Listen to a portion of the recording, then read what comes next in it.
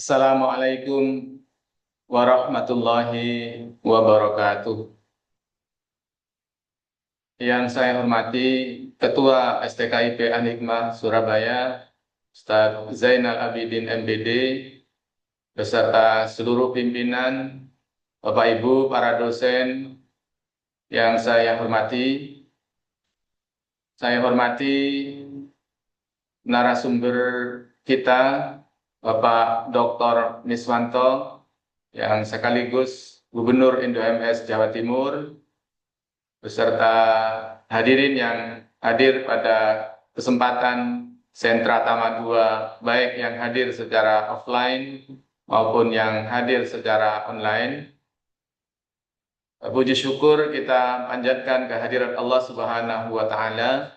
Pada hari ini kita bisa melakukan kegiatan seminar dalam rangka sharing untuk bersama-sama mengembangkan kompetensi kita sebagai pendidik, baik di jenjang pendidikan dasar menengah maupun di pendidikan tinggi. Bapak Ibu sekalian yang saya hormati, mohon izin pada kesempatan hari ini saya akan memaparkan secara ringkas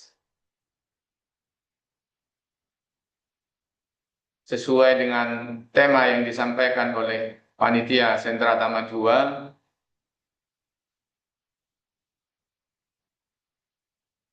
Dan saya akan fokus pada satu bagian dari tema besar Sentra Tama ini, yaitu tentang transformasi pembelajaran melalui inovasi pendidikan berbasis teknologi untuk menghasilkan generasi yang unggul di era kecerdasan buatan.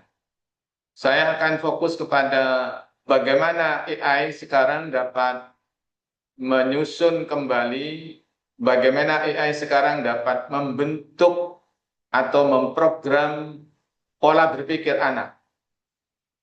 Baik dari sisi positifnya yang membuka peluang yang sangat luas dalam proses belajar anak-anak kita, maupun resiko yang mengancam dengan adanya AI ini. Bapak Ibu sekalian yang saya hormati, AI memang sekarang sudah masuk ke seluruh sisi kehidupan anak, baik dalam kegiatan bermain, ya, dan hiburan, kegiatan belajar, kegiatan psikologi, sehingga kita menyadari bahwa hari ini masa kecil anak sedang diprogram ulang oleh interaksi intens dengan mesin yang tampaknya cerdas, tetapi ingat bahwa mesin itu bukan manusia. Bapak Ibu sekalian, sisi positif adanya AI sekarang ini, yang pertama bahwa dia berfungsi seperti guru privat yang tersedia selama 24 jam dalam sehari dan 7 hari dalam sepekan. AI selalu memberikan layanan secara personal dan belajar bisa disesuaikan dengan gaya dan tempo serta waktu yang dimiliki diinginkan oleh anak. Memang AI dapat mengembangkan kreativitas sehingga kreativitas generasi sekarang ini meledak. Anak bisa melakukan apa saja, menggambar, membuat cerita, lagu, animasi, game, dan semuanya dibantu oleh AI yang berjalan begitu mudah dan cepat. Bahkan Bapak Ibu sekalian yang saya hormati, AI juga membantu melayani proses belajar anak-anak berkebutuhan khusus, karena dia juga bisa melatih untuk berbicara dan mempersonalisasi proses terapi yang dibutuhkan oleh anak-anak berkebutuhan khusus. Untuk itu maka disadari atau tidak, hari ini kita telah melalui atau memasuki satu era terjadinya proses transformasi belajar, cara siswa atau cara murid-murid kita belajar. Bapak Ibu sekalian, setidaknya ada 5 ya, yang akan saya paparkan pada kesempatan pagi hari ini, bagaimana cara belajar itu terjadi dari waktu ke waktu yang mengalami perubahan yang begitu dahsyat. Yang pertama, dulu ada era print, di mana segala sesuatunya ada di tangan, bentuknya fisik seperti buku, diktat, modul. Orang yang pintar adalah orang yang punya hafalan bagus, ya. Makanya kalau kita ingat di zaman itu dulu sering kita nonton adanya cerdas cermat, ya siapa yang hafalannya kuat maka dia cepat memberikan jawaban dan dia si jago ya pada zaman itu. Memang cara belajar terbaik waktu itu adalah deep work, ya adalah ketekunan. Kita dikondisikan untuk membaca buku dari halaman pertama sampai halaman terakhir. Tantangannya adalah kebosanan. Siapa yang tahan bosan, maka dia tahan untuk membaca buku. Tapi justru itulah kunci otak dilatih untuk fokus dalam durasi yang lama. Dan ini satu kekuatan yang pada generasi itu dimiliki ya oleh mereka-mereka yang mampu mengatasi kebosanan. Berpindah ke era yang kedua yaitu era search ya, di mana informasi itu on demand, kapan butuh, kapan cari, kapan searching ya, sehingga guru bukan lagi satu-satunya sumber ilmu dan orang si pintar adalah mereka yang rajin mencari ya, si pencari. Siapa yang rajin searching dia akan mendapatkan banyak ilmu pengetahuan sehingga hafalan menjadi kurang dibutuhkan, sudah tidak cocok lagi ya. Lalu muncul problem bahwa memang proses belajarnya skeptis. Ya orang jadi ragu-ragu. Kenapa? Karena banyaknya informasi yang harus dia baca, banyaknya informasi yang harus dia pilih. Sehingga kita harus menjadi seorang kurator, harus membandingkan sumber A dan sumber B, dan kita harus jeli dan harus teliti. Kalau tidak, kita akan keracunan informasi sampah. Bahkan pernah ada satu penelitian di atas 90% informasi yang disajikan itu adalah informasi sampah. Sehingga kalau kita tidak cermat, kita akan terperosok ya ke dalam kubangan sampah informasi yang menyibukkan kita dan menghabiskan waktu kita. Masuk ke era berikutnya, yaitu era algoritma, di mana sekarang kita tidak lagi mencari informasi, tetapi informasi yang mencari kita. TikTok, YouTube, IG menyodorkan berita, hiburan, pelajaran untuk kita. Ya, informasi itu handed atau disuapkan. Ya, kalau tadi kita mencari, sekarang informasi itu disuapkan. Kita jadi pasif, ya, mati nuansanya. Ego kita menjadi terus disuapi, apa yang kita suka dia akan terus datang. Ya, apa yang kita suka dia terus akan datang setiap hari, setiap waktu. Kita terkurung dalam tempurung kenyamanan, ya kita enakan, ya. Dan orang pintar biasanya viral. Ya, dan seharusnya orang pintar yang harus kita cermati, yang harus kita wujudkan adalah si waras istilahnya. Mereka yang mampu meracik, mereka yang mampu memilih, mereka yang mampu menentukan kebutuhan-kebutuhan utamanya. Sehingga bagaimana caranya? Yaitu reach to teach, ya. Reach to teach. Bapak Ibu sekalian, kita banyak informasi yang kita dapatkan, yang kita miliki itu akan semakin kokoh kalau kita juga menularkan atau share kepada orang lain. Bapak Ibu sekalian, generasi yang berikutnya, tahapan yang berikutnya, cara belajar anak-anak zaman sekarang itu namanya generatif AI. Era ini kita bukan hanya mencari dan disuapi ya. Tadi kalau tadi kita mencari dan disuapi, tapi kita sekarang meminta bantuan kepada mereka. Contoh misalnya, tolong buatkan pidato, maka AI akan memberikan contoh pidato yang kita butuhkan. Mesin memberikan jawaban, mensintesis, ya mesin sekarang atau AI sekarang seperti asisten pribadi. Era ChatGPT ini semua hal kita minta dia sediakan. Ya orang yang pintar adalah orang yang pandai bertanya atau membuat promptnya yang bagus, maka jawabannya akan bagus dan dia akan kaya informasi pengetahuan. Cara belajarnya dialog iteratif. Kita perlu bertanya secara bertahap dan kita mendapatkan respon secara bertahap yang mana dari satu tahap ke tahap berikutnya semakin baik. Misalnya kalau kita minta tolong dibuatkan pidato, misalnya setelah dibuatkan kok ada yang perlu kita pertajam, tolong pidato ini ditambah dengan nilai-nilai kearifan lokal, maka AI akan menjawab lebih rinci sesuai kebutuhan kita dan begitu seterusnya. Sehingga saat di era generatif AI ini, maka AI sebagai sparring partner dalam proses belajar. Terjadi dialog antara kita dan AI. Bapak Ibu sekalian, dan nanti kita akan masuk kepada era berikutnya yaitu post-gen AI atau agentic AI, ya, di mana pada masa itu AI sudah bukan lagi menjadi partner, ya, sparring partner dalam proses belajar, tetapi AI sudah menjadi seperti seorang manajer. Bapak Ibu sekalian, kalau kita nanti minta sesuatu, contohnya tolong siapkan liburan saya ke kota Jakarta misalnya, maka AI ke depan akan mempersiapkan segalanya, mulai dari pesan tiket, booking hotel, ya pesan transportasi, sekaligus juga membayar, membuatkan jadwal. Kita tinggal menunggu saja. Tahun 2005 saya mendapatkan share dari teman dari Singapura, ya sebuah video yang mengimajinasikan Singapura tahun 2015 pada waktu itu, dan apa yang saya sampaikan hari ini pada waktu itu sebenarnya sudah digambarkan dalam video itu. Bapak Ibu sekalian, kalau kita ringkas, maka era belajar ini di era print kita banyak menghafal, beban otak kita berat, butuh ketekunan. Era search kita memiliki kesibukan dengan memilah informasi yang begitu banyak.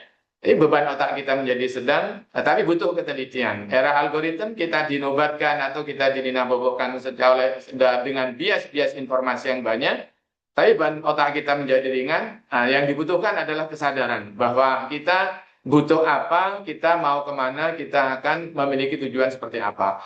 Generatif AI kita menjadi mandor, ya kita menjadi mandor, dan beban otak kita menjadi fokus ke strategi seperti apa yang mau kita lakukan, karena kita sudah menjadi mandor, apa yang mau kita lakukan, apa yang kita butuhkan. Dan di generasi yang terakhir atau di cara belajar di era belajar yang terakhir, di post gen AI atau agentic AI, kita penentu arah itu. Beban otak kita memang sangat ringan, tapi yang menjadi beban otak kita bagaimana pertimbangan-pertimbangan moral yang harus kita lakukan, karena tentu saja AI memiliki sisi-sisi lain yang tidak kita perlukan. Untuk itu Bapak Ibu sekalian, lalu terjadilah paradok AI bagi otak kita. Apa itu paradok AI? Yang pertama, bahwa ada istilah popcorn brain, ya, bahwa otak kita sangat tergantung kepada multitasking mesin, sehingga pola luring yang lambat tidak disukai. Kita terbiasa dengan mendapatkan layanan cepat, ringkas, ya, dan segera mendapatkan, tidak ada batas waktunya. Sehingga otak kita menjadi otak yang selalu tergantung, ya, selalu tergantung. Seperti popcorn, ya, popcorn ini kalau kita lihat, ya enak dipandang, mungkin renyah dimakan, tetapi dia mudah kisut, ya. Jadi kalau diremes begitu, ya dia akan mudah untuk remuk, ya, mudah akan hancur dia.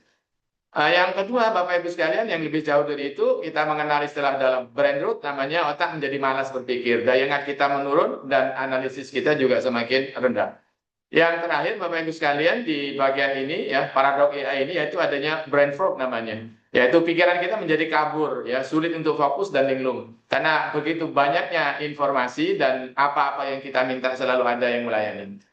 Untuk itu Bapak Ibu sekalian, maka perlu solusi bagi kita di dunia pendidikan. Nah, salah satu solusi yang mungkin saya tawarkan yaitu kita kembali kepada deep reading namanya. Bapak Ibu sekalian, ini adalah keterampilan kuno yang kembali menjadi kemewahan dan keunggulan untuk masa depan. Beberapa waktu lalu, beberapa teman-teman kita dari Turki melakukan sebuah penelitian bahwa membaca itu menjadi sesuatu yang dibutuhkan ke depan, termasuk menulis, ya, menulis di buku, ya, tidak hanya di iPad, di tablet, atau mungkin di smartboard yang sekarang banyak digunakan oleh anak-anak didik kita, guru, ya, di negara kita, tetapi menulis secara manual dan membaca. Bahkan lebih dalam, di dalam penelitian itu, membaca yang lebih utama itu adalah membaca halaman, bukan membaca layar. Artinya membaca buku dibandingkan membaca di media, ya, itu jauh lebih baik, ya, untuk mengokohkan fokus kita untuk memperdalam wawasan kita. Deep reading akan melatih kita untuk membangun struktur berpikir, karena dengan deep reading maka struktur berpikir kita akan mulai terlatih dan membentuk pola logika berpikir, membangun pemahaman kausalitas sebab akibat, dan menyediakan internal knowledge base, ya, atau nanti akan menjadi satu pengetahuan yang akan membantu kita ketika kita ingin bertanya, ketika kita ingin berdiskusi, kita akan menganalisis, kita akan menjadi sebab akibat. Maka apa yang kita tanyakan, apa yang kita analisis, apa yang kita pikirkan itu menjadi sesuatu yang berkualitas karena kita memiliki internal knowledge base yang cukup. Tetapi kalau internal base kita itu tidak cukup atau sangat sedikit, maka Bapak Ibu sekalian, kita nanti akan memiliki pengetahuan yang luas tetapi akan dangkal. Dan ini tentunya bukan satu yang kita inginkan. Bapak Ibu sekalian, lebih jauh bahwa AI juga punya resiko. Kenapa tadi disebut dengan ominous risk? Kenapa disebut dengan sesuatu yang berisiko, yang mengancam? Ya karena untuk pertama kalinya bahwa AI ini sekarang akan merubah atau memprogram masa kecil anak yang akan dibentuk oleh entitas yang bukan manusia. Jadi yang merubah struktur berpikir otak, sebagaimana judul yang saya tayangkan di awal pertama tadi. Dan ini pengaruhnya lebih kuat dari TV dan internet biasa. Bapak Ibu sekalian, setiap era perubahan kemajuan, kita selalu menemukan kalimat bahwa ini lebih berbahaya. Dulu ketika zamannya TV kita mengatakan ini lebih berbahaya. Masuk era handphone dan lain sebagainya, kita mengatakan ini lebih berbahaya. Sekarang kita mengatakan juga demikian. Artinya kemajuan teknologi selalu membawa sisi-sisi negatif yang harus kita antisipasi. Bapak Ibu sekalian, anak akan membentuk hubungan emosional dengan AI dengan intent ya, karena AI selalu ada, dan AI tidak pernah menghakimi. Sehingga ada risiko isolasi buat anak, interaksi sosial akan menurun. Pembentukan identitas diri anak tentunya akan sangat dipengaruhi oleh AI. Karena AI mengurangi rasa ingin tahu, kemampuan berpikir kritisnya turun, pola moralnya juga akan AI secara tidak langsung akan menggiring pola pembentukan perilaku kita melalui pembiasaan yang berulang-ulang. Bapak Ibu sekalian, tentu juga AI mengandung resiko konten berbahaya, dapat disalahgunakan di pornografi, bahkan di fake atau manipulasi gambar, baik foto maupun video yang menjadikan tampilannya jauh berbeda dari apa yang kita lakukan, sehingga kita sekarang sering mendengar berita di media sosial, gambar foto yang dibuat oleh seseorang yang menampilkan sesuatu yang sebenarnya tidak dikerjakan oleh pelakunya atau pemilik fotonya. Bapak Ibu sekalian yang saya hormati, tentunya AI juga masuk resikonya ke dalam lingkungan keluarga. Anak lebih sering bertanya kepada AI, ya, karena AI selalu ada dan tidak menghakimi. Bahkan konon otoritas orang tua akan semakin melemah, ya.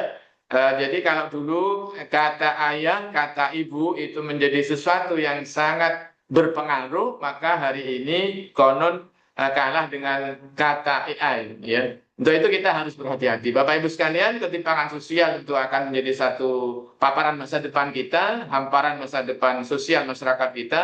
Bagi mereka yang punya AI berkualitas akan jauh melesat dibandingkan yang tidak punya. Bapak Ibu sekalian, AI bagi anak sekarang adalah guru dan teman, dia adalah pengasuh baru, tetapi dia bukan manusia. Untuk itu siapa yang tidak mengarahkan AI, maka AI yang akan mengarahkan anak-anak kita, generasi kita. Siapa yang tidak mendidik anak bagaimana menggunakan AI, AI yang akan mendidik mereka sesuai dengan pola internet, bukan pola keluarga. Jika kita tidak memberikan fondasi moral emosional yang kuat, AI yang akan mengisi ruang tersebut. Bapak Ibu sekalian, untuk itu maka kita harus kembali kepada tugas dan fungsi utama seorang guru yang akan memiliki kekuatan yang relatif bertahan lama. Apa itu? Bahwa seorang guru harus mengajar anak-anak kita dengan penuh rasa cinta. Bapak Ibu sekalian yang saya hormati, ada 5 aliransi yang harus kita bangun agar kita bisa menjadi seorang guru yang menjalankan tugas mendidik dan mengajar dengan rasa cinta. Yang pertama, relasi personal. Bapak Ibu, kita harus menerima murid-murid kita dengan penuh rasa cinta, menerima apa adanya, menerima dengan sepenuh hati. Disinilah nilai rasa yang tidak dimiliki oleh mesin, yang tidak dimiliki oleh AI yang secanggih apapun. Rasa cinta adalah karunia dari Yang Maha Kuasa yang diberikan kepada kita manusia. Sebagaimana dicontohkan oleh Nabi kita, bagaimana Nabi begitu mencintai umatnya sehingga dampak pendidikan Nabi dari dulu ya sampai sekarang sangat membekas di hati umat manusia. Bapak Ibu sekalian, relasi pedagogis guru perlu mengajar dengan menggunakan rasa cinta. Bapak Ibu sekalian, jangan sampai kita mengajar yang penting menjalankan proses dan tahapan tetapi tidak ada rasa cinta di dalam proses mengajar itu sendiri. Relasi profesional Bapak Ibu sekalian, mari kita menjadi guru yang mencintai profesi sebagai guru, karena ya ada sebagian menjadi guru itu terpaksa dan semata-mata untuk mencari penghasilan. Mohon maaf Bapak Ibu sekalian, di dunia pendidikan di Indonesia ya banyak sekali guru yang latar belakangnya dulu asalnya bukan dari pendidikan guru, tetapi karena terpaksa tidak ada pilihan lain lalu menjadi guru. Ya, tapi itu semuanya bisa diperbaiki saya kira ya. Ya kembali kepada bagaimana kita mencintai profesi sebagai seorang guru. Saya ucapkan selamat kepada Bapak Ibu yang dari kecil ya mulai dari proses belajar kuliah sudah memilih dunia pendidikan dan kini berprofesi sebagai guru. Mari kita cintai profesi guru kita.